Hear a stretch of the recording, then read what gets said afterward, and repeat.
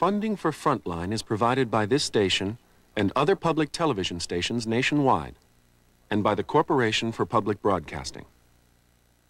Tonight, on Frontline, an average American discovers the government has labeled him a security risk. I have the feeling that the file changed my life exceedingly.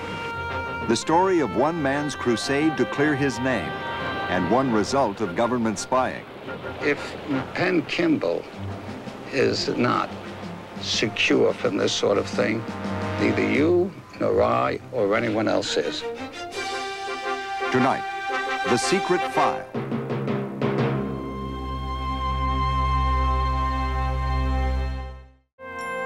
This is Frontline with Judy Woodruff. Good evening.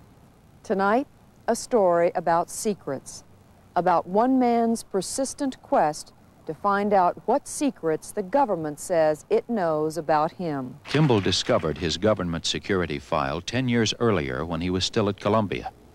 Like many others interested in politics, he'd written off to the government to see if there was a file on him. He could do this under the Freedom of Information and Privacy Acts, which permit all citizens to ask for government files. He'd done it almost as a party game. But when the first papers arrived, he was stunned. The file was incomplete, but its implications were clear. He was a dangerous individual, a national security risk. It was the start of the veteran journalist's toughest assignment. In the next 10 years, as he worked back through the files the government had kept on him, Kimball was to unravel an incredible tale of foreign spies, of special agents, and unnamed informers who had shadowed him and his family for most of his adult life. Well, when my mother first looked at all that stuff, at first she thought, like the rest of us, that it was pretty funny. But after looking at it more carefully, we started noticing that there were a lot of date stamps on it that were much more current than the original file. Despite drawing a blank with the woman researcher, Kimball felt he had enough information with which to go back to the State Department and demand a hearing. Again, they refused. But this time, they did offer some reasons. I mean, I love some of the language of this stuff. The department has neither the capabilities nor the apparatus, due to the time factor involved in this case, to convene a hearing of this nature and is unable to comply with your requests.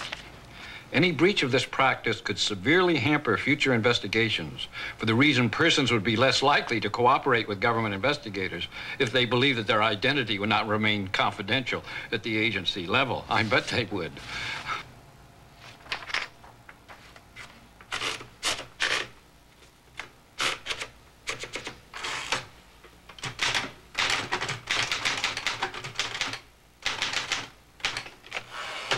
Having gotten nowhere with the government, Kimball wrote a book about his case. In the aftermath of its publication, 8 years after his search began, Kimball made contact with one of the agents who had investigated him, Special Agent Joseph McCaury.